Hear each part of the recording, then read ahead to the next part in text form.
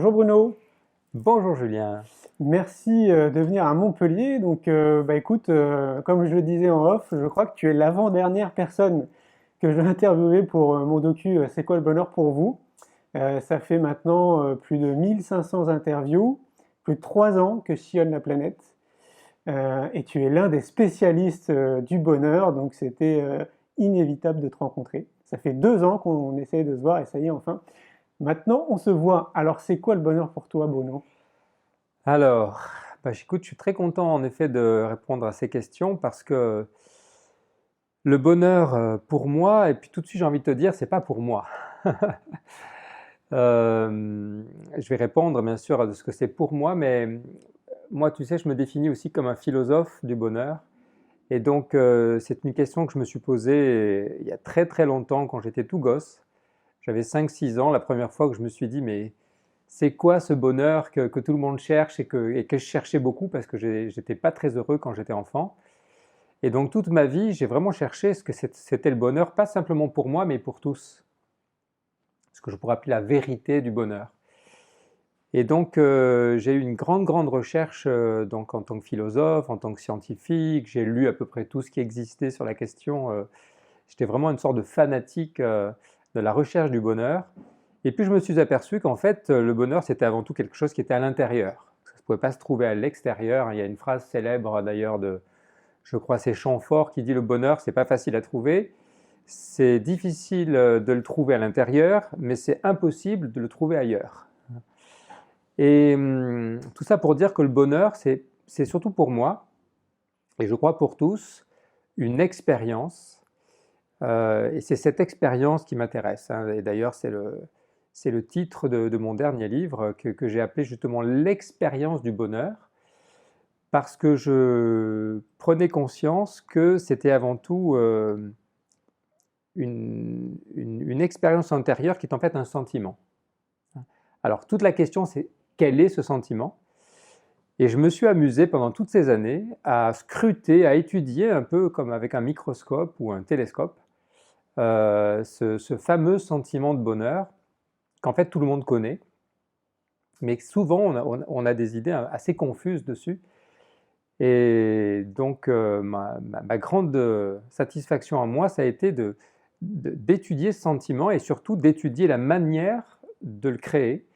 Et si tu veux bien, ce que je souhaiterais, plutôt que de faire juste un discours sur le bonheur, c'est qu'on expérimente, qu'on fasse une expérimentation, euh, parce que le risque, c'est de parler de l'idée de bonheur, hein, du concept, des théories, des opinions. Et ce qui nous intéresse, c'est surtout l'expérience, c'est le bonheur lui-même. Et alors, si on regarde, voilà ce qui est là, en ce moment, moi, tu vois que je suis un philosophe, mais je suis aussi un praticien, je fais des consultations individuelles et des stages depuis des années, qui s'appellent généralement l'art du bonheur. Et je commence à peu près toujours mes conférences, mes stages, mes consultations par cette question. Quand vous entrez en vous-même et que vous contemplez votre vie présente, ce que vous ressentez ici et maintenant, et que vous pensez à votre vie présente, entre 0 et 10, combien vous évaluez votre degré de bonheur? Avant même d'avoir une idée dessus, un concept ou une théorie dessus, combien est-ce que vous sentez la présence du bonheur? Donc par exemple, si je te le demande à toi, Julien, ici et maintenant, si tu penses à ta vie actuelle comme ça, globalement, combien tu dirais entre 0 et 10 que tu es heureux? Je suis à 9,99. 9,99, génial, c'est assez rare, tu vois, d'être proche de 10. Et donc, ça veut dire quoi? Quand on regarde, qu'est-ce qui fait que notre conscience, notre intuition intérieure nous dit 9,99, hein, ou moi aussi je pourrais dire que je suis autour de 10 en ce moment, ça veut dire qu'en fait, il y a, je dirais, 100% de notre état intérieur qui est comblé. Et comblé de quoi? Hein, quelle est l'essence du bonheur? Hein, c'est un peu la question des philosophes, l'essence même du bonheur. Et ma découverte toute simple, c'était que le bonheur en fait est composé d'un seul sentiment, et ce sentiment c'est la joie, tout simplement. Et ce qui fait qu'on est heureux quand on est à 100% comblé de sentiments de joie.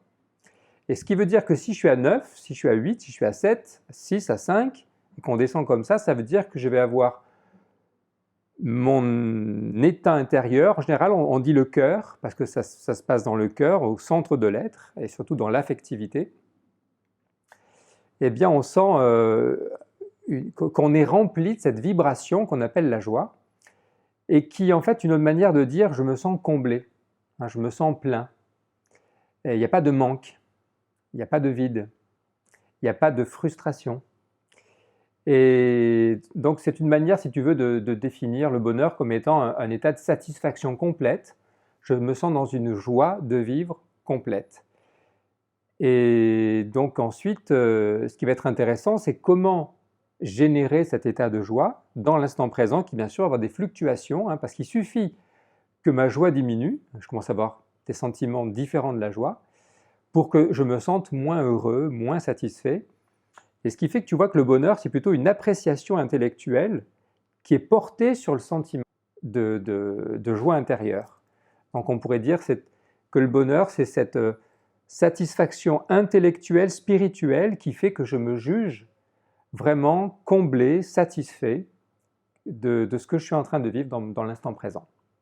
Est-ce que ça serait donc rattaché aux pensées? Alors justement, c'est ça qui est intéressant, j'appelle ça dans mon premier livre que j'ai publié en 2000, c'était une initiation à la philosophie, et pour moi la philosophie, c'est rien d'autre que la recherche de la sagesse qui amène le bonheur. Donc j'avais toute une réflexion sur ce que j'appelle les paradoxes du bonheur, c'est que c'est à la fois une pensée, je ne peux pas être heureux si je ne me juge pas heureux, donc évidemment ça suppose une conscience, un état de conscience, mais en même temps c'est avant tout un affect. Donc il y a une sorte de double niveau du bonheur. C'est une pensée, je suis heureux, et c'est avant tout, je suis heureux parce que je me sens heureux, c'est un sentiment. Donc c'est, pour le dire à la manière de mon philosophe préféré, qui est Spinoza, et Spinoza pour moi c'est le plus grand philosophe du bonheur, et Spinoza, il dit le bonheur, c'est la pensée que je suis comblé de joie. C'est la joie associée à l'idée de la globalité de sa vie présente, bien sûr. Ça veut dire qu'il y a des exercices pour s'entraîner? Exactement. Exactement, c'est ça qui est assez génial, et on pourrait dire que c'est l'ensemble des exercices qui amènent au bonheur, ou plutôt, je dirais, qui amènent à ce qui procure le bonheur, parce qu'on va voir que le bonheur est généré par des conditions, c'est tout simplement la spiritualité. Pour moi, la spiritualité dans son ensemble, quelle que soit la modalité, et je dirais même toute la philosophie, vise à générer cet état d'harmonie intérieure et plus généralement de sagesse qui procure ce sentiment de plénitude. Et j'ai envie de te dire aussi que j'ai pu comprendre aussi qu'il y avait deux états de bonheur différents. Et souvent on les mélange, et pour moi c'est très important de voir qu'il y a deux bonheurs que le langage met ensemble, alors qu'en réalité, ils sont très différents. Et il y a ce que j'appellerais le bonheur relatif ou ordinaire, qui dépend des circonstances extérieures. Et puis après, il y a un bonheur absolu. Un bonheur qui, lui, est extraordinaire, que peu de personnes vivent. Et en fait, c'est celui-là qu'on cherche. C'est cet état qu'on pourrait appeler plutôt en français la félicité. Rien à voir avec le nirvana? Tout à voir avec le nirvana, Okay. parce que justement, nirvana, tu vois, c'est un mot qui vient de l'Inde, qui veut dire instinction. Extinction de quoi? C'est le Bouddha qui dit qu'il y a une instinction, alors non pas des désirs, comme on croirait souvent, mais plutôt l'instinction du manque, du sentiment, il me manque quelque chose. Et si tu regardes la plupart des personnes, c'est pour ça qu'elles ne sont pas à 10.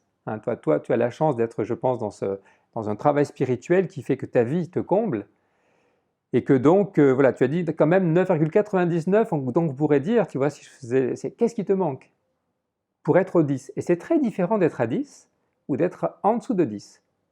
Et ensuite, ce qui se passe, qui est vraiment génial, et ça, c'est surtout ça ma grande passion, c'est qu'on peut dépasser le 10. On peut aller au-delà du 10, qui est, je pourrais dire, le bonheur ordinaire, dans lequel on se sent comblé, mais il y a une possibilité d'accéder à ce qu'on pourrait appeler un bonheur transcendant, qui va vers ce qu'on pourrait appeler le bonheur ou la joie, puisque pour moi c'est la même chose, hein. Joie et bonheur, c'est vraiment deux mots différents pour dire la même réalité, qu'on pourrait appeler le bonheur supérieur, le bonheur infini, éternel, hein. D'ailleurs, il y a un mot aussi pour ça en français que les philosophes utilisent, qui est le mot de béatitude, qui n'est pas du tout dans le langage courant, hein, si ce n'est en général pour se moquer, pour dire lui, il est un peu un béat. Mais pour moi, ça c'est vraiment l'essentiel de notre recherche en tant qu'humain, c'est qu'on recherche une joie qui ne dépende pas des circonstances et dont la source est intérieure. Et ça, c'est vraiment la quête de la spiritualité, et ça suppose le nirvana, c'est-à-dire l'extinction de cette soif intérieure, de cette avidité, ce manque, qui dépend aussi de l'extinction des illusions, des croyances, des soucis, des troubles. Ça, c'est vraiment l'objet de la philosophie. Alors, ça fait 2 fois que tu emploies le mot spiritualité. Il faudra mettre une définition à spiritualité parce que beaucoup les personnes qui vont nous écouter vont peut-être se poser la question, ça veut dire quoi spiritualité? Bah pour moi, c'est simple, hein. La spiritualité, c'est l'activité de l'esprit, hein. C'est lorsque j'utilise mon esprit, alors soit je l'utilise de manière intellectuelle, rationnelle, et ça, je dirais, c'est toute la philosophie, les sciences, ou simplement la pensée habituelle. Et puis après, il y a la véritable spiritualité dans laquelle je dépasse ce qu'on appellerait l'activité mentale. Et là, c'est plutôt l'utilisation de l'intuition, hein, c'est-à-dire cette capacité de percevoir la réalité directement par l'esprit, et donc sans passer par les filtres du mental, c'est-à-dire les croyances, les conditionnements, et tout ce qui nous met à distance de la réalité.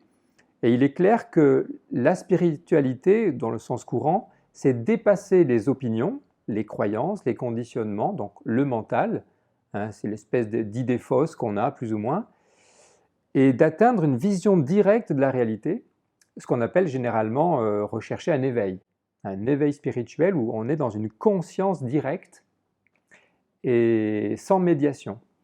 Donc rien de religieux. Alors, oui ou non, parce que libre à chacun d'inscrire sa démarche spirituelle dans une voie religieuse. Ça peut être. Donc si on trouve un maître et une tradition, que ce soit le Christ, le Bouddha, Lao Tse, ou je ne sais quel maître, pourquoi pas rentrer dans une religion, parce que être religieux, ça ne veut rien d'autre que pour moi être dans une tradition avec du religaré, hein, qui veut dire du respect du sacré et du lien, hein. En général, on a une communauté, donc la spiritualité peut être religieuse, elle peut ne pas l'être, elle peut être laïque, et pour moi, ce n'est pas là qu'est l'essentiel. L'important, c'est que ce soit une spiritualité lucide, et qu'elle amène à une vraie sagesse. Et que ce soit les sagesses laïques, ou par exemple philosophiques, hein, qui sont rationnelles, ou les sagesses religieuses, qui passent plus par la foi et la révélation, pour moi, tous les chemins mènent vers un même centre qui est en fait universel et que tous les hommes cherchent. Et ce qui fait que je ne rejette pas une tradition religieuse, par exemple. Je dirais que dans les religions, comme dans les spiritualités laïques, il peut y avoir des illusions ou des vérités, et l'essentiel, c'est d'être le plus possible dans la vérité. Donc ce qui voudrait dire qu'il faut cultiver sa spiritualité pour tendre vers le bonheur?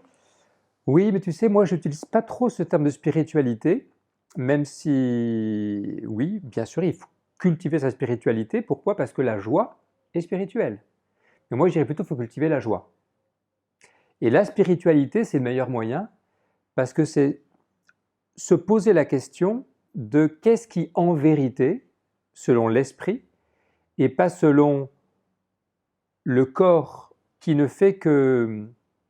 Alors, en même temps, tu vois, il y a ce dualisme entre le corps et l'esprit, et tout mon travail, c'est de montrer qu'en fait, le corps et l'esprit sont une seule et même réalité. Que le corps qui prend conscience de lui-même, c'est l'esprit. Ça, c'est encore Spinoza qui nous aide à bien comprendre que l'esprit, c'est rien d'autre que le corps qui se pense lui-même, de la même manière que le corps, c'est l'esprit qui se ressent dans une chair. Un esprit sain dans un corps sain. Exactement. Et donc, oui, la spiritualité, mais en tant qu'elle allie l'expérience jouissive dans un corps de tous les plaisirs purs, hein, on pourra revenir là-dessus, donc la santé du corps, et comme tu disais, dans un esprit sain dans un corps sain, mais surtout un esprit sain en effet parce que sans sagesse, sans un esprit lucide, eh bien, il n'y a aucun moyen de vivre dans une joie véritable. Et donc, la spiritualité en tant que moyen d'atteindre cette vérité de l'être qui fait que ici et maintenant, je peux me sentir comblé par la vie. Mm. Alors tu disais qu'on pouvait exploser les scores et aller au-delà de 10. J'en entends qui vont se dire, ok, mais on fait comment? Donc Alors, la on fait comment? spiritualité, Alors justement, pendant des années, j'étais juste un prof de philo, je faisais des conférences, j'animais des débats, je donnais des consultations, ça restait dans le mental quelque part, même si on cherche à dépasser le mental pour aller vers la vérité, et qui est d'ordre intuitif et universel. Et puis je me suis rendu compte que pour vivre cette joie, il fallait surtout agir. Donc c'est surtout une manière d'agir qui nous comble de joie. Et donc j'ai mis au point, année après année, tout un ensemble de pratiques, ou plutôt j'ai mis au point ces pratiques, mais j'ai surtout fait une sorte de synthèse de toutes les méthodes que je rencontrais dans les méthodes du développement personnel, dans les pratiques religieuses.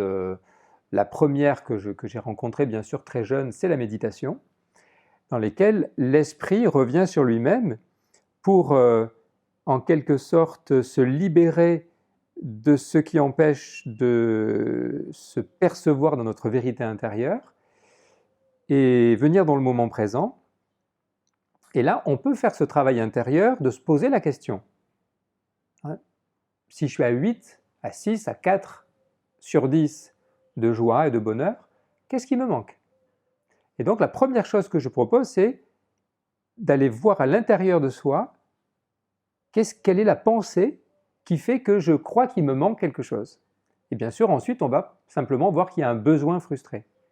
Et ce besoin frustré, si on va porter la conscience dessus, on va prendre conscience qu'il y a possibilité d'agir d'après la compréhension de ce qui est mon vrai besoin et pas mon faux besoin, et c'est là toute la différence, pour poser l'action de sagesse qui va apporter la joie.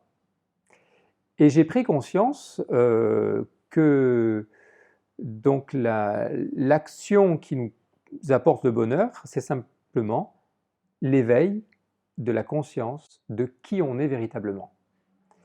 Et quand on prend conscience de qui on est véritablement, parce qu'on a cet éveil de conscience, comme par enchantement, on s'aperçoit que nos besoins, pratiquement tous, sont des faux besoins. des besoins créés par la société. Créés, alors plutôt que la société, parce que je dirais créés par le mental.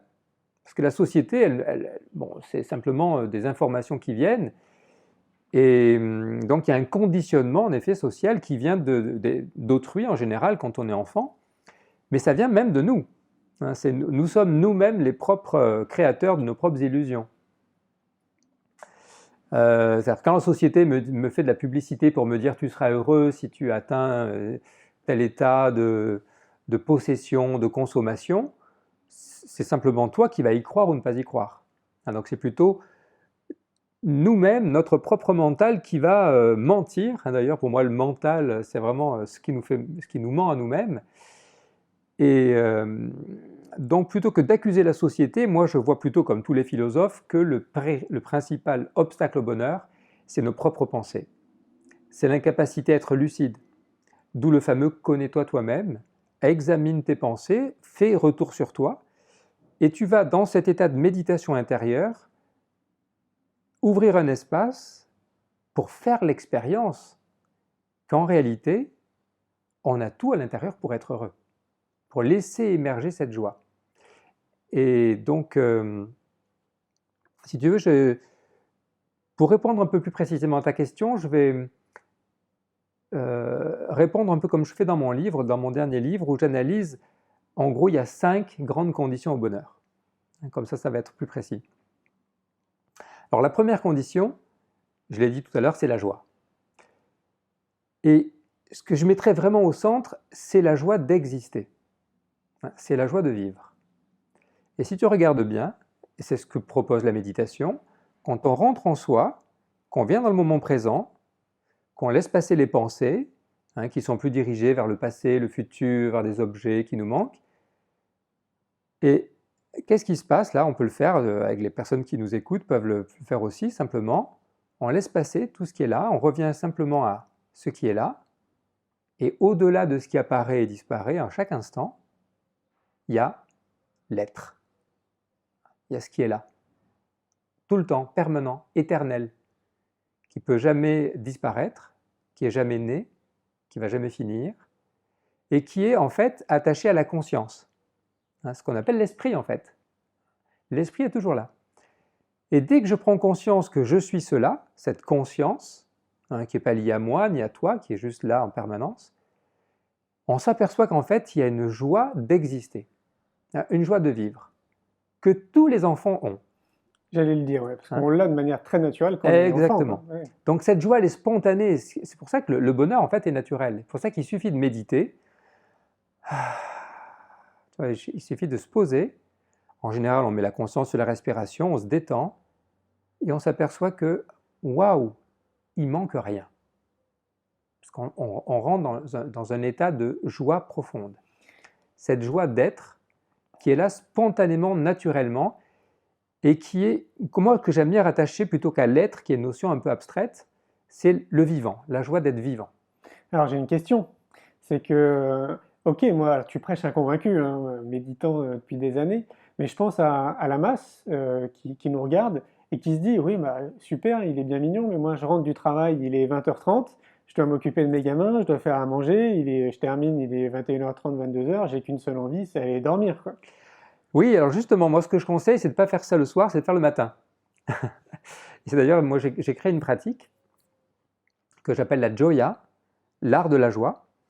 Et cette pratique, pour moi, c'est vraiment la pratique que j'ai mis au point année après année et qui a pour cœur la méditation. Mais avant de méditer, ce que je propose, comme on est très encombré par le mental, généralement, méditer, c'est très difficile. Qu'est-ce qu'on fait quand on médite? On se met en position comme ça, immobile, on essaye simplement de faire le vide, et qu'est-ce qui se passe? Il y a le mental qui arrive, plein de pensées, et puis on fait des efforts et on n'y arrive pas. Et donc moi, j'ai trouvé le moyen de faire en sorte de favoriser, et il vaut mieux faire ça le matin quand on se réveille, parce que là, on sort du repos. Il suffit de se réveiller 10 minutes, un quart d'heure avant l'heure habituelle. Et là, ce que je propose, avant de méditer, c'est d'activer la joie par la danse. On met de la musique, on danse librement, et là on va activer cet instinct naturel qui vient de la danse, et spontanément cette énergie qui va se libérer en nous va nous faire qu'au moment où on se pose, au bout de 5 minutes, ça suffit, 5 minutes de danse avec une bonne musique très joyeuse, celle qu'on préfère, et là on se pose, et simplement par la respiration, on va rentrer à l'intérieur et on va sentir cette énergie qui monte, cette énergie de vie. Et là, ce qui se passe, c'est que j'ai découvert, année après année, en pratiquant moi-même beaucoup de sortes de danses, et notamment, j'y reviendrai, il y a une pratique que j'ai beaucoup développée, qui est une excellente méthode pour vider le mental et réveiller cette énergie de vie. Il y a donc disons trois très grandes conditions. La première, c'est que cette joie, elle est surtout libérée quand on est en relation avec autrui. Et pour moi, ça c'est je dirais, c'est un peu le secret du bonheur, c'est que la joie est là quand je partage cette joie avec quelqu'un. Et comment ça s'appelle, la joie partagée, qui va nous donner en fait une grande richesse à notre vie? Ça s'appelle l'amour, tout simplement. Et donc à partir du moment où je me relie à quelqu'un dans cette énergie de apprécier qui il est, et activer cette énergie qu'on connaît tous, qui est l'énergie de l'amour, et qu'on se laisse envahir par cette énergie, alors notre joie de vivre va s'enrichir. Elle va prendre une dimension extraordinaire qui prend beaucoup plus le goût de la plénitude.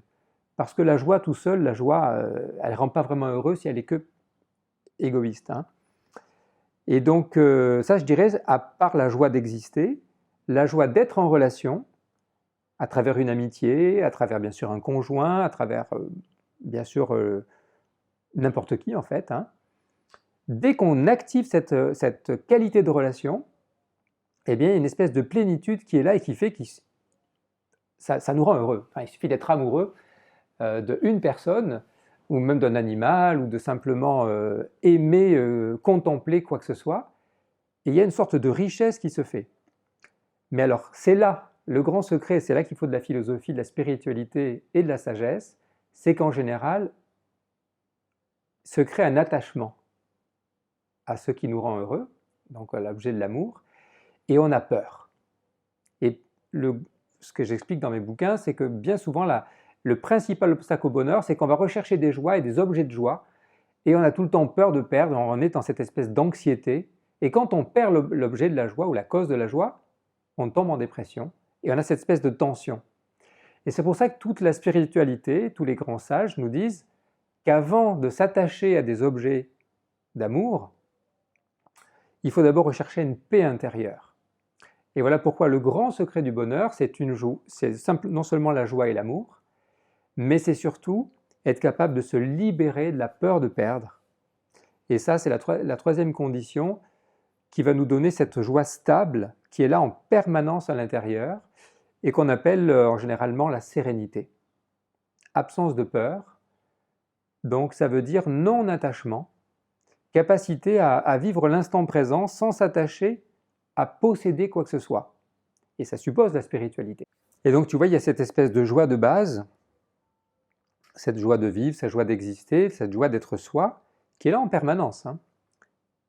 Quand bien sûr je suis capable d'en prendre conscience, qui va être enrichi par l'amour et qui va se vivre de manière stable par cette paix intérieure, cette sérénité.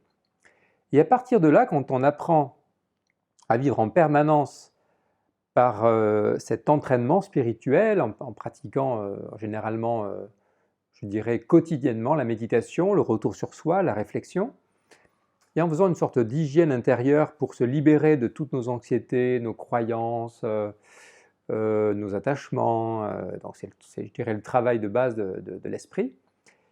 Pour moi, il y a quelque chose d'essentiel et c'est ça qui va faire la différence entre, je dirais, le petit bonheur que tout le monde recherche plus ou moins et les grands bonheurs.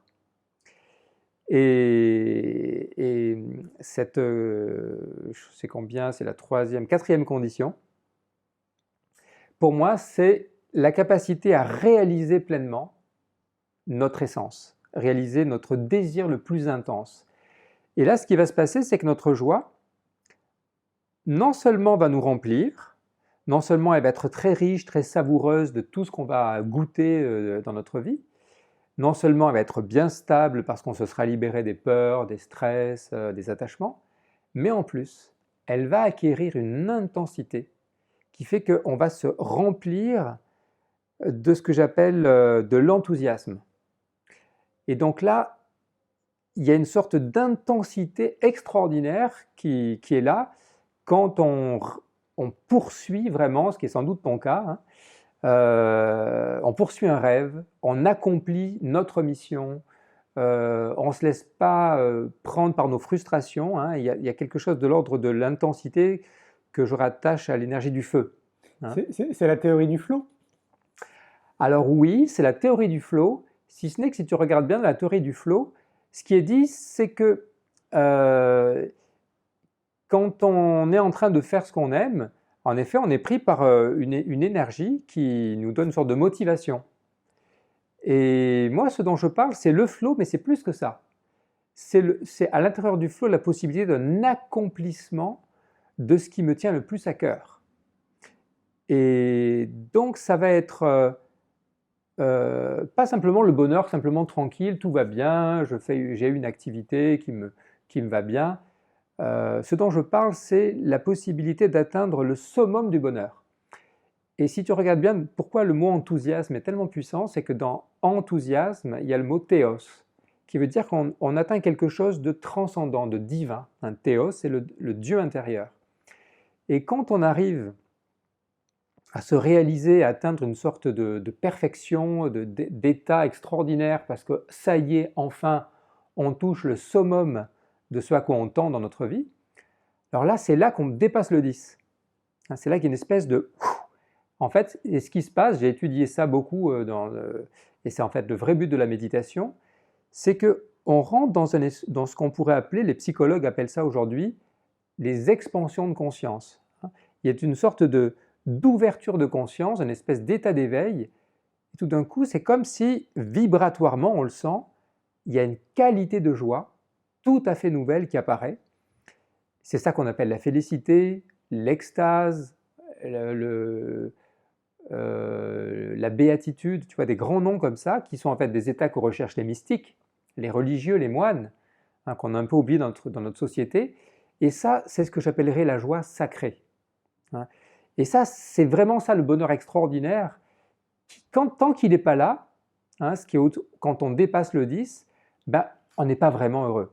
Donc on peut être dans un flow, mais ce n'est pas ce bonheur extraordinaire qui est en fait l'objet de mes recherches et qui suppose là donc une sorte de transcendance. Et là, je dirais, comme là, j'aime beaucoup la poésie et c'est ce que dit Arthur Rimbaud quand quand il parle de la vraie vie. Tout d'un coup, il y a quelque chose qui fait que, waouh, là, la vie prend une saveur extraordinaire. Et là, moi, je dirais, quand je ne suis pas dans cet état, c'est comme si je déprime. Et pourtant, je peux être dans le flow.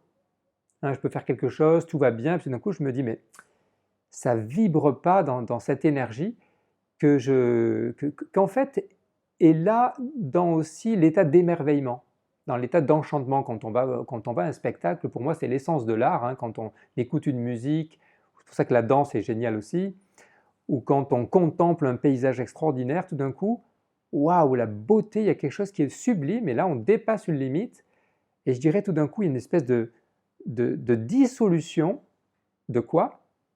Du sentiment d'être séparé. Et c'est ça qu'on appelle l'ego. Cette dissolution de l'ego, cette instinction du sentiment d'être séparé. Et là, je dirais, l'esprit déploie ses ailes. Et là, je m'aperçois que je ne suis pas que ce corps, que je suis relié à tout. Et là, je fais l'expérience de « Ah d'accord, c'est ça le bonheur ». C'est pas ce petit bonheur consumériste de possession qui fait que d'ailleurs tout le monde est plus ou moins en guerre ou frustré, que nous promet cette société matérialiste. Et là, tout d'un coup, il y a quelque chose qui s'ouvre et on s'aperçoit en fait que c'est ce que toutes les religions, toutes les traditions spirituelles nous proposent. Ouais, ça ne m'étonne pas. Quand je t'écoute, je me dis qu'il y a certainement beaucoup de personnes qui doivent se sentir très éloignées de cet état, parce que ça peut paraître inaccessible. Et tu sais, moi, depuis 25 ans maintenant, quasiment que je voyage à travers le monde, à chaque fois quand je reviens ici en France, je me dis, mais c'est dingue comme tout part de l'éducation. Yes. Qu'on n'est vraiment pas amené justement à porter ce regard sur nous, sur notre environnement, sur la nature, sur plein de choses. On est conditionné d'une certaine façon, peu importe le pays dans lequel on se trouve, il y a un conditionnement donc qui part de l'éducation et puis qui se poursuit après derrière. Et je me dis, voilà, toutes ces personnes qui... alors il y en a pour qui ça va résonner, mais il y en a énormément pour qui ils vont se dire, ouais, mais je peux comprendre ce que dit Bruno, mais je me sens tellement loin de tout ça. Comment moi je peux atteindre cette béatitude si j'ai pas été éduqué dans cette direction, quoi. Oui, alors je ne suis pas sûr parce que tu sais, moi aussi, ça fait 25-30 ans que je donne des cours, des conférences.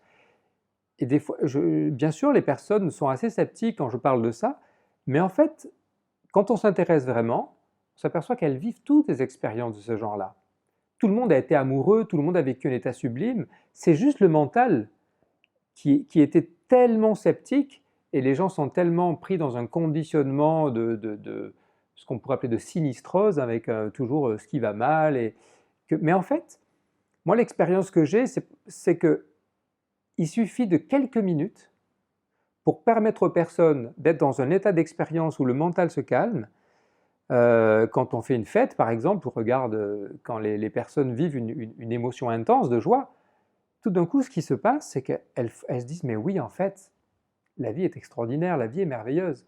Et donc, le scepticisme ou la méfiance du mental peut se calmer très vite. Et comme je disais, c'est le but de l'art.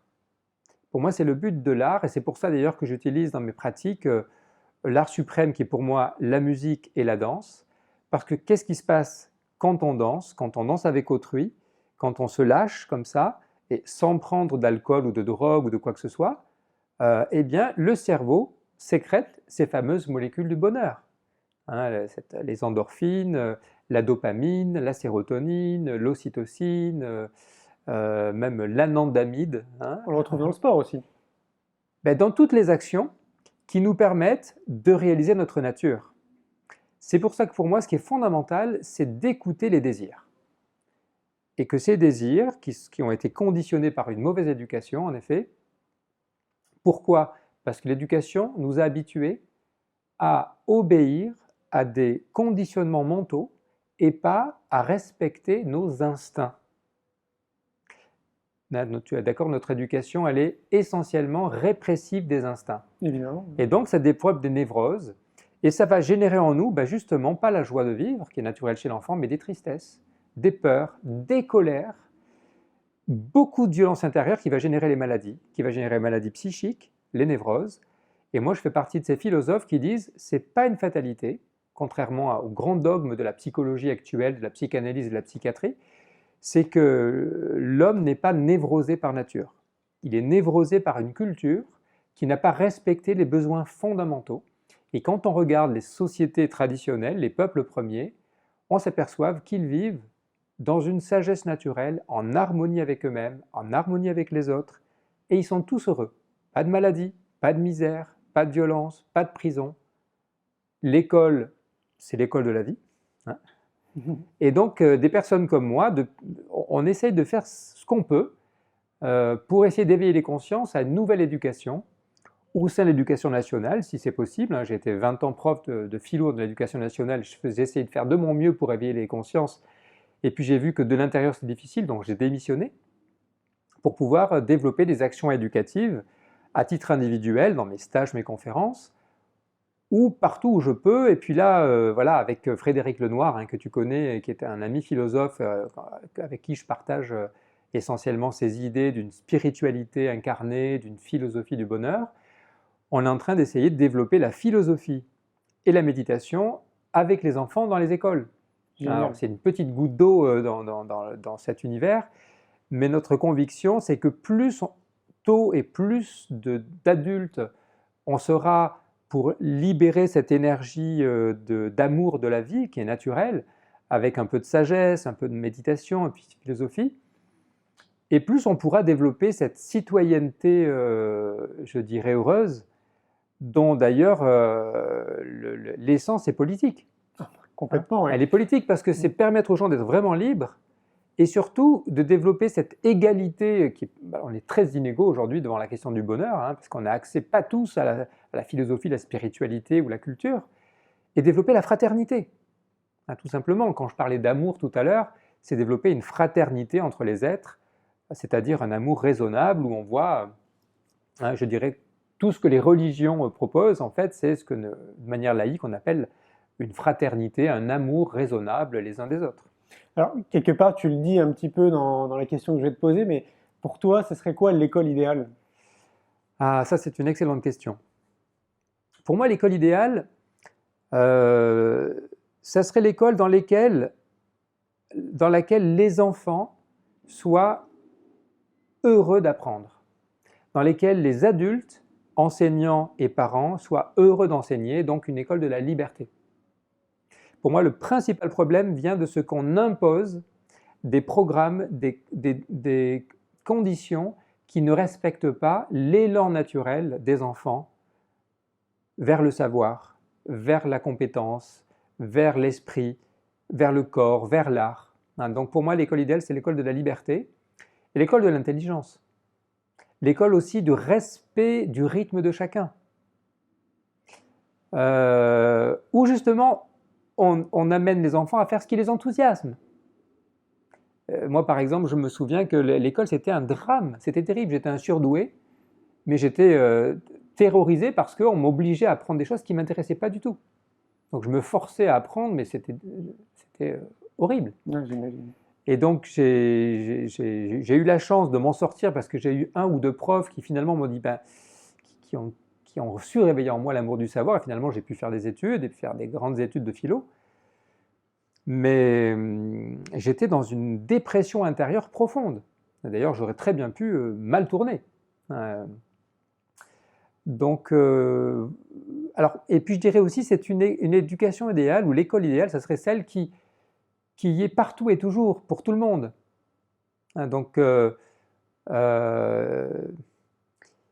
y aurait une réforme profonde à faire pour permettre à tous d'apprendre à chaque instant ce qui est vraiment nécessaire pour être heureux. Est-ce que ça ne serait pas le résumé de l'école de la vie qu'on est en train de créer? Ben, sûrement, c'est pour ça que voilà, j'étudie avec attention ce que tu proposes et toutes les initiatives aujourd'hui de ces écoles nouvelles qui se développent, avec une amie qui s'appelle Antonella Verdiani, que tu dois connaître, qui a créé aussi ce concept d'éducation à la joie. On avait créé il y a quelques années cette association qui s'appelle le Printemps de l'éducation, où on invite toutes les initiatives qui permettent, dans les écoles, qu'elles soient traditionnelles ou différentes, bah, de préserver la joie d'apprendre des enfants, la joie d'étudier. Et moi, je dirais que si on amène ça, hein, si c'est pas une question de programme, c'est pas une question de technique, c'est une question de savoir être en présence, dans l'écoute de qu'est-ce qui est vraiment nécessaire pour moi pour m'épanouir. Ce qui est jamais fait, ou presque jamais dans les écoles. C'est une très bonne transition. Toi qui as été dans l'éducation nationale, selon toi, quelle serait la plus-value pour ceux qui nous écoutent à intégrer justement par exemple des ateliers de philo, des ateliers de méditation ou tout simplement et plus largement des outils qu'on dit alternatifs mais qui vont dans la direction de l'épanouissement de l'être? Qu'est-ce que les enseignants auraient à gagner à mettre ça en Mais ils place? auraient tout à gagner. Ils auraient à gagner le fait de pouvoir donner à leur discipline, hein, s'ils sont profs de géo, profs de maths, profs de physique, c'est parce qu'ils aiment cette discipline, c'est parce que c'est génial d'étudier les maths, la physique, la géographie, la grammaire, en partant du désir de l'enfant d'apprendre. S'il n'y a pas cette motivation, s'il n'y a pas cet enthousiasme, c'est inutile, c'est contre-productif. Hein. Donc pour moi, le point essentiel est vraiment, plus j'avance dans mon travail, et plus je vois que ce qu'il y a de plus essentiel à réveiller, c'est l'enthousiasme, la motivation, donc le désir. Et si on regarde bien, ça veut dire qu'il y a à respecter cette énergie de vie. C'est pour ça que je me définis de plus en plus comme un philosophe de la vie, philosophe vitaliste, parce que tu sais, la grande classification, c'est les matérialistes contre les spiritualistes. Ouais. Et pour moi, ça c'est vieux, c'est la vieille classification dualiste. Pour moi, il faut être à la fois matérialiste, s'intéresser à la matière, au corps, à la fois spirituel, s'intéresser aux disciplines de l'esprit, mais à partir de ce qui est vivant. Et ce qui est vivant, c'est ce qui nous relie tous. Tout est vivant. Donc à partir du moment où on se dit, allez, on laisse tout de côté, et ensemble, on va juste se poser la question de laisser se connecter à ce qui est vivant en nous et laisser cette vitalité se développer. Alors je te disais tout à l'heure que j'allais faire allusion à une pratique qui m'a beaucoup aidé. C'est une pratique qui s'appelle la biodanza, justement la danse de la vie. J'ai découvert la biodanza, je sortais d'une dépression, parce que j'ai vécu un moment très douloureux dans ma vie, d'une séparation conjugale, et comme beaucoup, voilà, j'étais attaché aux objets d'amour, et puis je suis retombé dans une grande, grande tristesse. Donc là, j'allais voir les psys, puis ça ne me faisait pas grand-chose. Et puis je me suis aperçu qu'en fait, ce qui m'a fait le plus de bien, c'était la méditation, et ça a été danser. Et j'ai découvert cette technique que je suis allé apprendre notamment en Amérique latine avec son créateur, dans lequel on lâche le mental, on met de la musique, on danse, on rentre en relation profondément avec les autres et on laisse les instincts revenir. Et donc j'ai étudié, j'ai pratiqué, je suis devenu même prof de biodanza. Et aujourd'hui, ce que je fais, c'est que j'essaye de mettre ensemble la philosophie, la méditation, la danse, en enlevant tout ce qu'il peut y avoir de trop compliqué dedans. Et j'ai mis cette pratique et je commence à proposer donc de librement, naturellement, de danser, de penser, de créer. Parce que pour moi aussi, ce qui est fondamental, c'est la créativité. Et ce qui manque le plus dans l'éducation, c'est la créativité. On nous coupe de notre créativité en même temps. On nous coupe de la créativité, on nous coupe de l'authenticité, on nous coupe du jeu, On nous met en jouer. compétition. On nous coupe aussi la solidarité parce qu'on nous met en compétition. Donc ça, c'est le vieux modèle qui est un modèle déprimant, hein, qui crée cet humain mortifère, belliqueux, compétitif, déprimé. Tu penses qu'il y a des raisons? Bah, évidemment, il y a des raisons. Ok. Hein. Il y a des raisons, oui, il y a des raisons profondément psychologiques. Et je pense qu'il y a aussi en l'homme quelque chose qui peut être maladif, pathologique. Et donc notre instinct de vie, notre éros, peut très bien devenir malade. Et je dirais qu'aujourd'hui, on a encore une société malade, que malheureusement notre éducation continue à insuffler cette maladie, hein, on pourrait dire une pathologie de l'esprit, et que nous sommes dans une transition pour réveiller les forces de la santé. Santé du corps, santé de l'esprit, ce qui fait que finalement, moi je suis hyper optimiste, même si je pense que le monde va mal, et il va aller de plus en plus mal pour tout ce qui est dans ce vieux monde, hein, toutes ces forces nouvelles de vie font que la guérison arrive très vite. Parce que c'est ça que je vois aussi dans mes consultations, je suis assez frappé de voir que des personnes qui viennent me voir, ça fait des années qu'elles sont en dépression, qu'elles vont voir des psys, qu'elles font des stages et des stages et des stages. Et puis quand on les connecte à cette énergie intérieure, hein, ces forces de vie, ces forces de l'esprit qui sont éternelles, tout d'un coup il y a quelque chose qui s'ouvre, et cette joie fondamentale, elle est là, et cet enthousiasme est là, et waouh! En fait, le mental se calme, et il y a ce que les maîtres spirituels proposent, hein, cette sorte de conversion intérieure, de libération intérieure, qui fait qu'une nouvelle vie arrive. Ça a généré un déclic, quoi. Ça génère un déclic. Alors après, il ne faut pas retomber dedans. Mm. Hein, c'est pour ça qu'il faut une certaine pratique, et qu'en général, on propose des pratiques régulières, d'avoir des pratiques dans un groupe. Et on retombe dans l'idée d'une école. Donc moi-même, j'ai créé une école, j'accompagne des personnes en groupe pour petit à petit faire que cette énergie, cette puissance intérieure devienne de plus en plus forte. Et c'est ça qu'on appelle les vertus. Hein. Alors dans la plupart de mes enseignements, je renvoie à ce qu'on enseignait dans les anciennes écoles de sagesse, où on apprend à développer ces vertus, ces forces intérieures, hein, c'est-à-dire la générosité, le courage, la tempérance par exemple. Hein. Aujourd'hui, on fait l'éloge de la consommation à outrance, alors que si je veux être complètement heureux, j'ai besoin de savoir respecter une limite, tout simplement. Ne pas consommer trop, ne pas travailler trop, ne rien faire trop, être juste dans la juste limite. Et là, il y a un espace qui s'ouvre, un espace de liberté, de créativité, et un espace auquel finalement peu de personnes ont accès, qui est un espace de joie profonde, de jubilation profonde, qui est en fait un espace de liberté. Hein. Oui, complètement. Mais c'est une fois de plus une bonne transition parce que on parle d'éducation, donc on parle d'enfants, mais la réalité du terrain, c'est qu'il faudrait une école pour les parents, une école pour les enfants et une école pour les enseignants. Ouais. Alors c'est très bien, toi tu as créé une école visiblement qui accompagne les adultes, mais je crois qu'il y a un gros travail à faire aussi auprès des parents, quoi, auprès des jeunes adultes ou adultes. Les personnes comme moi, nous créons des écoles. Hein, on appelle ça école ou stage ou formation, mais c'est pour tout le monde. Moi, j'accueille aussi des enfants. J'accueille des parents et des enfants, j'accueille des enseignants. Ce sont des démarches individuelles pour l'instant, parce que ce n'est pas institutionnel pour l'instant, même si des institutions commencent à se développer, hein, comme cette fondation Sève qu'on a créée avec Frédéric Lenoir a créée. Mais je dirais que libre à nous de faire en sorte qu'on crée des écoles des parents, des écoles d'enseignants, des formations. Et pour moi, je crois beaucoup aussi à cette nouvelle société du numérique, puisque nous commençons à donner ces enseignements aujourd'hui, on peut diffuser ça à tout le monde, et n'importe qui peut avoir accès, tu vois, à tes vidéos, elles vont être vues, ou ces documentaires qui sont partout, et qui font que moi-même, je travaille notamment à un réseau social, une sorte de Facebook spirituel ou philosophique, ou je dirais parce que ces mots philosophiques, spirituels, ils sont un peu élitistes. Mm. Donc voilà, il faut se méfier des mots, disons, une sorte de réseau social du partage du savoir-être, savoir-vivre, dans lesquels on puisse tous mettre en commun nos compétences.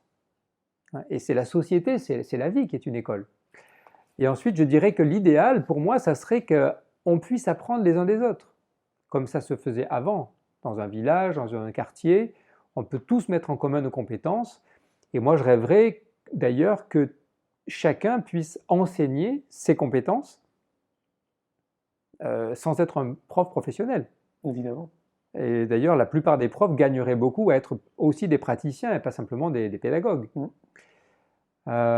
Donc moi, je crois beaucoup aussi à l'école de la vie, mais vraiment au sens strict, c'est-à-dire que la vie entière soit une occasion de progresser à partir aussi d'une réflexion sur notre expérience. Ça serait ta définition de l'école de la vie? Oui, ça serait ma définition, ça serait une société dans laquelle chaque expérience soit l'occasion de progresser. Hein, si j'ai un coup dur, que ce soit dans ce que j'appelais tout à l'heure le bonheur ordinaire, c'est-à-dire j'ai un échec, j'ai un échec dans ma relation amoureuse, un conflit avec quelqu'un ou une entreprise qui tourne mal. Voilà.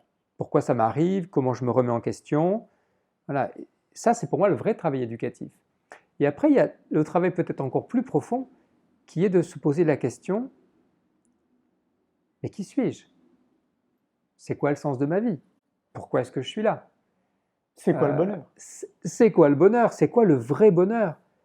Et d'avoir cette ouverture à la vraie spiritualité que peu de personnes ont le loisir de se poser comme question parce qu'ils sont pris par le quotidien, par le stress, ils sont très angoissés. Mais je crois qu'au fond de chacun, il y a cette école de bonheur, cette école de sagesse qui est la vie elle-même. Parce que lorsqu'on a un vrai coup dur, lorsqu'on se retrouve par exemple pris face à une tragédie, face à la mort d'un proche ou la perspective de sa propre mort, là tout d'un coup, il y a les vraies questions qui s'ouvrent. Et à ce moment-là, il y a ce retour sur soi, ce silence intérieur qui fait que on devient philosophe. Hein, on devient un vrai philosophe, comme le sont les enfants, qui posent ces questions extraordinaires. Donc voilà, pour moi, il y a quelque chose d'assez extraordinaire, c'est que on est dans un moment de bascule, un moment d'éveil de conscience vers une société nouvelle, une éducation nouvelle.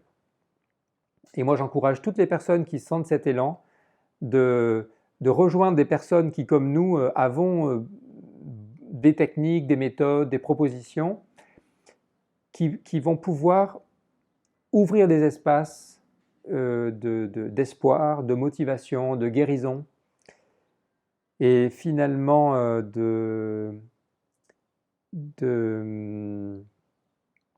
j'allais dire de rédemption, hein, parce qu'il y a quelque chose de l'ordre de la rédemption, c'est un mot un peu religieux qui veut dire que ce qu'on croyait impossible devient possible. Et par exemple, si on imagine dans quelques générations, dans 10, 20, 30 ans, on a tous les moyens techniques et scientifiques pour apporter le bonheur à tous les êtres humains sur Terre. Ce n'est pas une utopie. Ça suppose de sortir de cette hypnose collective dans laquelle on est, où politiquement on ne crée pas les bonnes solutions, et qu'on puisse s'organiser sur de nouveaux modes tout à fait raisonnables, démocratiques, où on puisse donner la parole à tous pour se poser la question de base de tout à l'heure. Quels sont nos vrais besoins? Comment changer l'éducation? Comment changer l'économie? Comment satisfaire les besoins de tous? Et vivre dans une joie toute simple, hein, la joie qui est là spontanément, et la nature nous offre tout pour ça. Est-ce que tu es tombé comme moi sur des études qui montraient que finalement notre taux de bonheur, on parlait d'échelle de 1 à 10, était quand même énormément lié à notre conditionnement, enfin en tout cas à l'environnement dans lequel on grandissait. Alors de mémoire, hein, je ne me rappelle plus des chiffres, mais il me semble que c'était quasi 60% ou 70% de ce qui nous permet finalement de tendre vers le bonheur. C'est bien ça? C'est 70% de l'environnement et le reste, c'est nos propres décisions, nos pensées? Alors oui, c'est ça que les psychologues, les sociologues du bonheur ont mis en avant, les biologistes et autres. Mais moi, je préfère dire que 100% de notre capacité de bonheur dépend uniquement de notre pensée. Parce que le conditionnement, évidemment, va avoir une grande force qu'on appelle le mental, hein. Ces conditionnements mentaux qui fait que le mental fonctionne par association d'idées, par habitude mentale, mais je peux tout à fait m'en extraire. Je pensais plus à l'environnement. Et oui, mais l'environnement, qu'est-ce que tu entends par environnement? L'environnement, c'est l'environnement dans lequel tu grandis. Imaginons, tu es né dans une famille, dans un ghetto. Est-ce que ton taux de bonheur va être le même qu'un individu qui est né avenue Montaigne à Paris, quoi? Et évidemment, il y a un conditionnement qui fait que toute la partie conditionnée, le corps, en fait, hein, c'est notre corps, fait que quand on est habitué à vivre dans un environnement, on va être habitué à avoir les mêmes réponses. C'est un mécanisme automatique. Mais ce sur quoi je porte l'attention, c'est que nous avons le pouvoir, par la puissance de l'esprit, à 100% de nous libérer de ce conditionnement et de changer l'environnement. C'est ça qui me semble plus important. Mhm. Et les biologistes, les sociologues, les psychologues, qu'est-ce qu'ils étudient? Les déterminismes, les conditionnements. Et il vaut mieux mettre en avant ce que la philosophie, la spiritualité met en avant, c'est qu'on est à 100% capable de transformer, de se sortir de ce conditionnement et de changer l'environnement. Sinon, en effet, et ça c'est ce que j'appelais le bonheur ordinaire, on le voit bien, je suis beaucoup plus heureux quand je suis dans des conditions qui satisfont mes besoins. Donc Oui, c'est ça, évident. c'est le déterminisme de base. Mm. Hein, et donc moi, je préfère insister sur la liberté qu'on a à chaque instant de se déconditionner. D'accord. Et ça, c'est le rôle de la méditation. Et c'est le rôle de la philosophie, hein, au sens strict, pas au sens scolaire. Hein, pas étudier des doctrines, des textes, mais au sens de s'interroger soi-même sur ce qui me rend véritablement heureux ici et maintenant. Se poser la question, c'est quoi le bonheur pour moi?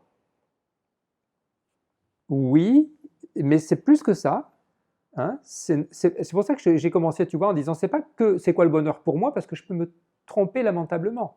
Les gens qui vont bosser pour gagner plein d'argent, c'est parce qu'ils disent, moi, c'est quoi le bonheur pour moi? C'est d'avoir beaucoup d'argent. Et donc c'est pour ça que la question, c'est pas le bonheur pour moi, c'est quoi le bonheur en vérité pour tous? Hmm. Ah ouais, alors moi ce que je découvre, c'est que c'est 7 milliards d'individus, 7 milliards de définitions. Donc on a quand même tous une définition du bonheur. Est-ce Oui, que mais attention, Julien, chacun a sa définition du bonheur, mais il n'y a qu'une vraie définition du bonheur qui correspond au bonheur réel vécu par ces 7 milliards de personnes, ou tu peux avoir une infinité de personnes. Chacun va avoir des causes différentes de bonheur, mais le bonheur sera toujours là lorsque la personne sera dans la joie, dans l'amour, dans la sérénité, dans l'enthousiasme, vivant une vie qu'elle aime, dans un environnement qu'elle aime. Et ça est universel. Donc autrement dit, c'est qu'est-ce que je pourrais mettre en place pour tendre vers cette joie, cette béatitude, Et ça, c'est la connaissance de soi. quels sont mes besoins, quoi. Voilà.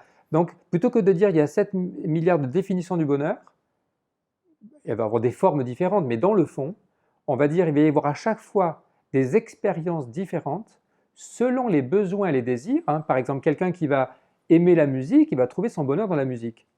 Et l'autre va dire, ben non, moi la musique, c'est pas mon truc. Moi, c'est le sport. Mais n'empêche que ça va être la joie de la musique ou la joie du sport. Et je dirais à la limite, la joie du sport en musique, Ouais. dans le sens où il y a des besoins fondamentaux. Hein. Donc moi, je rêve d'une société qui permette à tous les enfants, dès le plus jeune âge, de s'épanouir dans le respect des besoins universels, dans la réalisation des désirs particuliers. Parce que les désirs sont particuliers. C'est là qu'il faut être dans le respect de la singularité. Mais les besoins fondamentaux sont les mêmes. C'est ce qui est magique. Et c'est ça qui est magique, c'est ça qui fait c'est pas utopique de parler d'une religion, je pense vraiment au sens étymologique ici, au sens philosophique du terme, une religion laïque, naturelle, hein, une religion du bonheur, une religion de l'amour, dans laquelle il n'y a pas de croyance, pas fondé sur des croyances, pas fondé sur des textes, c'est fondé sur ce qui nous relie, ce qui est sacré, qui est l'amour de la vie. Les mécanismes naturels. Les mécanismes naturels. C'est pour ça que les philosophes grecs avaient déjà compris ça. Épicure, Aristote, les stoïciens avaient compris ça déjà. Le bouddhisme n'enseigne que ça. Les traditions de sagesse n'enseignent que ça. Je suis en train d'étudier en ce moment, avec un émerveillement incroyable, des civilisations comme les Maasai en Afrique, comme les Kogi, les Hopi, les Yekwana du Venezuela. D'ailleurs, un livre extraordinaire qui s'appelle Le principe de continuité, dans le concept de continuum, c'est pas tout à fait ça, d'une femme qui a étudié l'éducation dans une tribu du Venezuela et qui montre qu'ils sont tous heureux. Elle dit, mais comment ça se fait? Elle dit, c'est parce qu'ils sont tous éduqués dans le respect de leurs instincts et surtout le fait que les enfants sont en continuité avec leur mère. Toute leur vie, ils restent en continuité avec la nature. Et donc moi je dirais que si on est en lien, comme les Grecs le proposaient, comme toutes les sagesses le proposent, avec notre nature profonde, si on n'est pas conditionné à se couper de la vie et de la nature, eh bien spontanément l'état de bonheur est naturel. Et je le vois dans mes stages, des personnes qui viennent sont vraiment complètement coupées d'elles-mêmes, quelques exercices, quelques heures pour retrouver cet instinct qui est jamais, il peut être réprimé, mais il est jamais éteint. Et tout d'un coup, tu vois cette énergie de joie, de plaisir, d'amour, souvent des larmes qui viennent, enfin, je peux être libre. Et au bout d'un jour, 2 jours, 3 jours, elle dit, mais ça y est, waouh, je vis cet état que j'avais jamais vécu. Hein, donc, c'est pas garanti, bien sûr, mais c'est tout à fait possible pour beaucoup de personnes aujourd'hui de se libérer de ces prisons du stress, de l'inquiétude et du conditionnement mental qui nous fait croire que les choses vont mal. On est responsable de notre vie et de nos choix. À 100%. Bien sûr, et de nos actes. Et la résultante de notre vie serait la résultante de nos choix. Exactement. Là-dessus, je voudrais dire un petit mot parce que j'entends beaucoup parler de libre arbitre. Hein. Et quand tu dis ça, la plupart des gens disent oui, on a le libre arbitre. Mais moi, justement, je ne suis pas d'accord avec ça. Parce que, comme le dit mon ami Spinoza, on a la liberté d'être responsable de ce qu'on fait de notre vie, mais on est déterminé par nos pensées. Et donc, si je suis conditionné à penser de manière illusoire, je crois que j'ai un libre arbitre, mais en réalité, je n'en ai pas. D'où l'éducation. D'où l'éducation qui est fondamentale, l'éducation dès le plus jeune âge et tout au long de la vie. Et moi, si tu veux, par exemple, je n'arrête pas d'être un élève. Bien sûr, je suis prof, je suis maître, mais je n'arrête pas de moi-même chercher à m'éduquer avec des gens plus évolués que moi, des maîtres, des enseignants. Je suis tout le temps en train d'étudier de nouveaux moyens de développer mes connaissances. Et donc, éducation, mais au sens étymologique, hein, educare, qui veut dire sortir de l'état d'ignorance dans lequel j'étais. Sûrement pas apprendre des choses, mais plutôt se détacher de ce qui m'empêche d'aller vers ce qui m'épanouit. On pourrait dire que la vie est une formation continue. La vie, c'est une formation continue, c'est une merveille continue d'opportunités pour vivre des expériences qui sont en fait des expériences d'éveil spirituel. Hein, tu connais cette phrase qu'on dit souvent, c'est que nous ne sommes pas des êtres humains vivant une expérience spirituelle, mais des êtres spirituels vivant une expérience humaine. Donc si on s'est incarné dans cette matière, dans ce corps, dans ce monde, c'est parce qu'on a à chaque instant à se réveiller à notre vraie nature. Et cette vraie nature, c'est la conscience. C'est prendre conscience de qui on est, prendre conscience qu'on est des merveilles, sortir du dualisme qui fait qu'on est toujours en train de comparer la réalité à quelque chose d'idéal, qui fait qu'on déprécie, qu'on critique, hein, ça c'est notre conditionnement, et aller vers, finalement vers une sagesse. Moi je dirais que mon petit combat depuis 30 ans, c'est d'inviter à nous éduquer à la sagesse. Et ça, je dois dire qu'il n'y a pas beaucoup d'écoles de sagesse, il n'y a pas de cours de sagesse, il y a à peine des quelques cours de philo, et bien souvent éloignés de la sagesse. Donc mon petit combat, c'est de montrer combien la sagesse est le savoir essentiel. Et sagesse, ça veut dire savoir être heureux. Ah oui, tu prêches un convaincu, hein. Est-ce que tu aimes les citations? J'adore. Est-ce qu'il y a des citations ou une citation que tu aimes par-dessus tout? Moi, j'adore ça aussi, j'en ai affiché de partout chez moi. Hmm. Et moi, il y en a une que j'aime beaucoup, celle Hmm. de Gandhi, qui dit Sois le changement que tu veux voir dans le monde, parce que je trouve qu'elle résume tout. Est-ce qu'il y en a une, toi, qui t'inspire dans ton quotidien ou que tu as envie de transmettre? Oui, il y en a une qui vient, alors j'en ai des centaines hein, de citations, moi j'en ai une qui m'accompagne tout le temps, qui est un peu ma devise, parce que c'est, je dirais un petit peu, c'est le résumé de la doctrine de Spinoza, qui est peut-être le plus parfait philosophe dont je profite pour faire un peu de pub. Hein, ça, c'est mon livre L'expérience du bonheur, où j'explique selon moi, les différentes pratiques du bonheur. Mais là, il y a le bonheur avec Spinoza. Et Spinoza, j'en parle parce que c'est un philosophe d'une simplicité, une puissance extraordinaire, mais il est difficile à comprendre. Donc j'écris ce livre pour le rendre compréhensible. Et la phrase de Spinoza, c'est tout simplement bien agir et être dans la joie. Il suffit de bien agir, c'est la condition de base, donc d'agir avec sagesse pour faire ce qui vraiment correspond à qui je suis, et je suis dans la joie. C'est pour ça que le bonheur peut être atteint immédiatement, quel que soit ton passé, quelles que soient tes conditions ou tes conditionnements. Dès que tu te mets à agir par ton essence, par ton énergie de qui tu es, immédiatement tu commences à sentir ton énergie avoir cette vibration d'unité, d'harmonie, et le monde devient merveilleux. Hein, donc soit le changement que tu veux dans le monde, c'est que change ta vie et le monde change. Parce que le monde, c'est toi. Hein, le monde n'est rien d'autre que le reflet de ton être. Et puis il y a justement une deuxième citation qui est venue là quand tu as parlé, c'est une citation du poète Omar Khayyam qui dit « Sois heureux cet instant c'est ta vie ». Et donc ça ramène à cette formidable livre d'Eckhart Tolle, Le pouvoir du moment présent.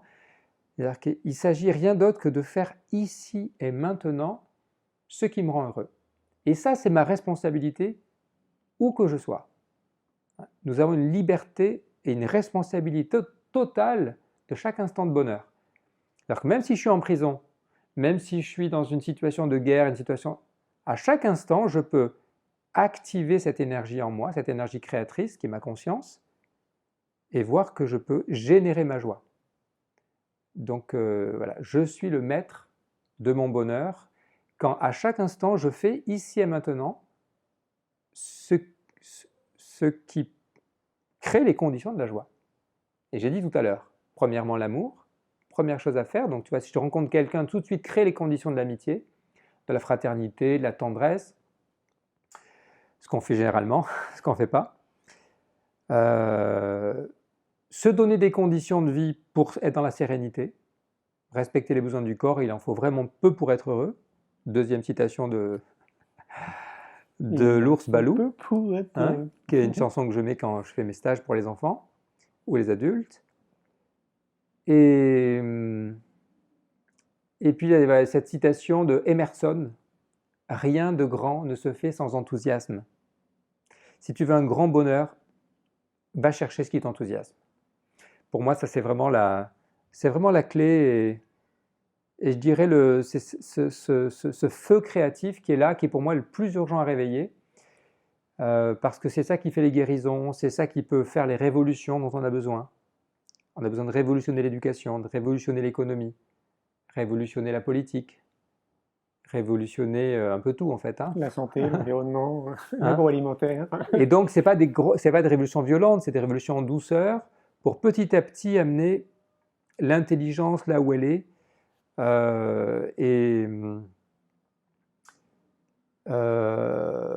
Oui, pas à pas, faire en sorte que notre vie s'améliore, s'embellisse et qu'on aille vers Ah oui, j'ai la dernière citation, si tu veux, on peut terminer là-dessus. Je ne sais pas si tu as d'autres questions, mais cette citation, c'est celle de Voltaire. Voltaire qui dit « Le paradis, c'est là où je suis ».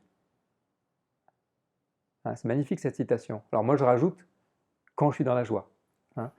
Parce que si, mais en même temps c'est fort cette citation, ça veut dire quand je suis vraiment moi-même, alors hein, que je ne suis pas en train de comparer le monde à ce qui devrait être, quand je suis vraiment dans l'être, hein, ce que donne cette méditation, ou juste l'éveil de conscience, hein, cet éveil, waouh, je suis déjà au paradis, le monde tel qu'il est, il est parfait. Hein, c'est un peu étrange de dire ça, hein, c'est encore une citation de Spinoza. La réalité, c'est la perfection. Le monde, il est parfait, la vie est parfaite, quand je suis pleinement dans la joie. Et ça, le mental, jamais l'acceptera. Hein. D'ailleurs, pour ça que tout le monde veut changer le monde, hein, mais moi je ne dis pas qu'il faut changer le monde. Le monde, il est parfait. Ce qu'il faut changer, c'est notre croyance que le monde doit être changé, parce que la nature, elle est merveilleuse. Les hommes, ils sont parfaits tels qu'ils sont. Je suis parfait tel que je suis, j'ai 0 défaut, tu n'as aucun défaut. Par contre, on peut s'améliorer, on peut se développer, s'épanouir, toutes les graines peuvent s'épanouir. Et donc, voilà, le paradis, c'est là où je suis, dans la joie. Merci Bono. Merci Julien, merci beaucoup.